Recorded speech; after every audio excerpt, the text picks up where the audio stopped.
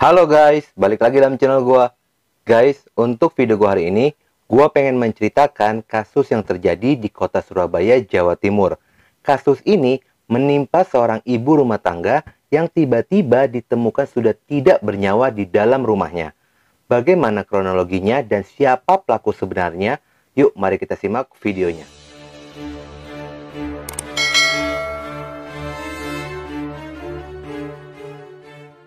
Seorang wanita bernama Rika Murni adalah seorang wanita berusia 31 tahun dan sudah memiliki suami yang bernama Laksana Widi Putra dan telah dikaruniai 2 orang anak berinisial KR berusia 4 tahun dan GWP berusia 3 bulan pada saat itu.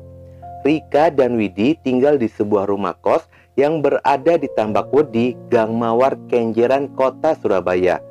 Widi, sang suami, berusia 35 tahun dan bekerja sebagai buruh pabrik di Margo Mulyo. Sementara Rika membuka warung sembako kecil-kecilan di dekat rumah kosnya. Mereka pun sudah tinggal di wilayah itu sejak 3 tahun yang lalu. Hubungan keluarga mereka dikenal sangat harmonis dan bahagia. Rika sangat aktif dalam gerakan PKK di lingkungan masyarakat dan dikenal sebagai wanita yang ramah kepada siapapun.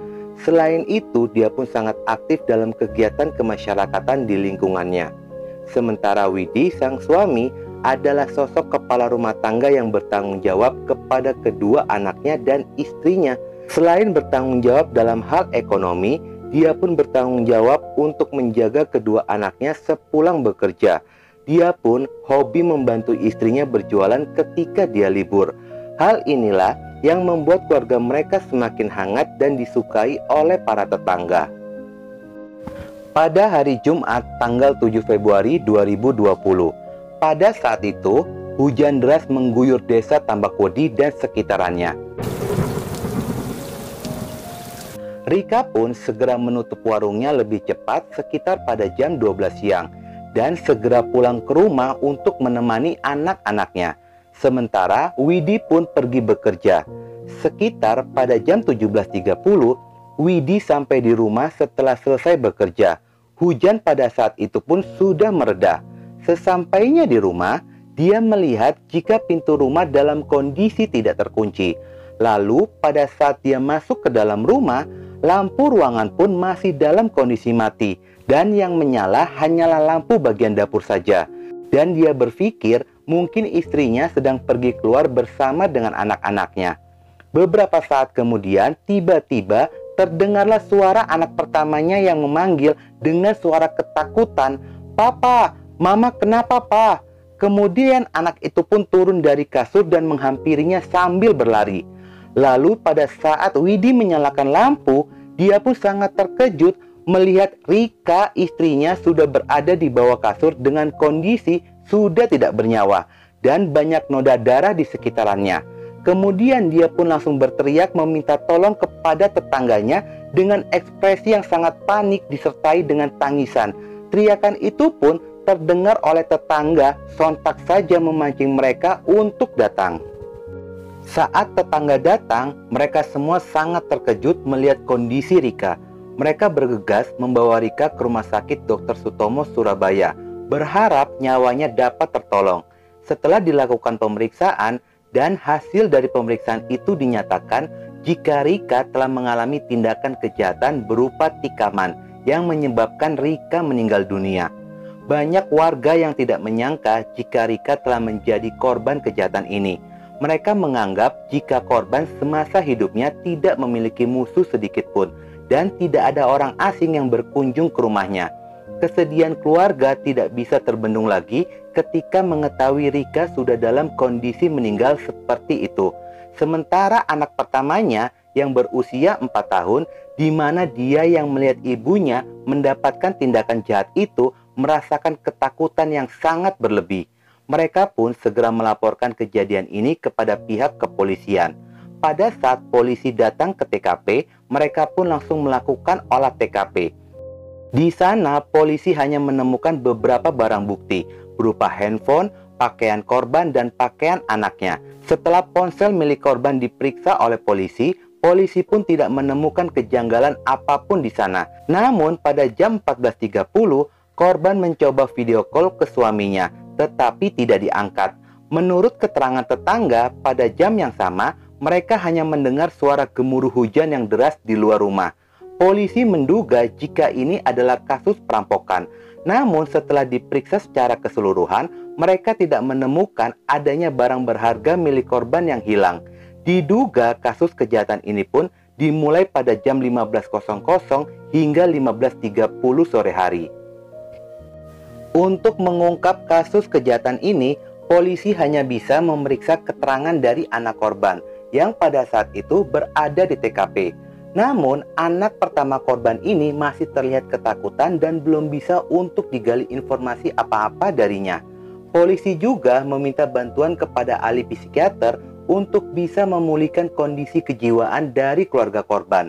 Hal itu sengaja dilakukan untuk bisa mendapatkan keterangan yang lebih jelas, terutama dari anak yang menjadi saksi kunci atas kejadian ini.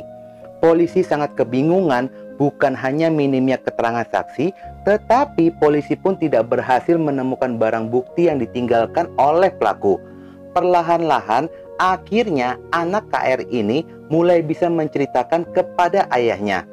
Pada sore itu, korban dan kedua anaknya sedang menonton TV di atas kasur.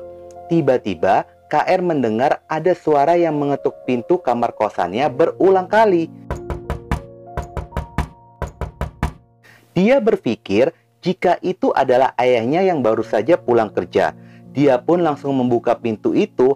Lalu ketika pintu itu sudah dibuka, ternyata itu bukan ayahnya, melainkan seorang pria yang tak dikenal menggunakan jaket berwarna hitam dan helm berwarna hijau. Kemudian pria itu pun segera masuk ke dalam rumah dan mengarah kepada korban yang sedang tidur-tiduran di atas kasur. Tanpa basa-basi, pria itu pun langsung melayangkan sajam hingga korban pun tidak berdaya. Di sana, anak pertamanya hanya bisa menyaksikan ibunya sambil menangis ketakutan. Setelah menyelesaikan aksi jahatnya itu, pelaku pun segera mematikan lampu ruangan dan pergi menggunakan sepeda motor. Tetangga sekitaran sama sekali tidak mendengar suara teriakan korban atau anak-anak dari korban pada saat kejadian itu. Mereka pun baru mendengar suara jeritan dari suaminya yang meminta tolong setelah melihat kondisi istrinya. Walaupun sudah ada keterangan dari anak pertama korban tentang kejadian itu, namun masih saja menyulitkan polisi untuk mengungkap siapa pelaku kejahatan kepada Rika. Ditambah lagi, di sekitaran lokasi kejadian tidak ada kamera CCTV yang terpasang. Setelah kejadian ini pun, keluarga korban masih belum bisa menerima kepergian dari Rika. Sementara kedua anak korban kini telah tinggal bersama dengan neneknya. Bahkan Widi sang suami pun merasa jika kejadian ini seperti mimpi yang tidak pernah dirasakan sebelumnya. Polisi masih terus menyelidiki kasus ini pun dan pelaku kejahatan atas Rika murni belum juga terungkap dan masih menjadi misteri hingga saat ini. Semoga pihak kepolisian khususnya Polda Jatim terus melakukan penyelidikan untuk mengungkap dan menangkap pelaku kejahatan itu. Dan gue secara pribadi yakin banget kejahatan apapun cepat atau lambat pasti bakal terungkap. Tetapi semua ini pun tergantung kinerja dari aparat hukum mau atau tidak menuntaskan kasus dan menegakkan hukum, sehingga memberikan rasa nyaman dan aman kepada masyarakat. Semoga korban pun diampuni segala dosanya dan kedua anak korban menjadi anak yang sukses dan menjadi kebanggaan keluarga. Oke guys, sekian dulu video gua hari ini dan jangan lupa ikuti terus video gua. Oke.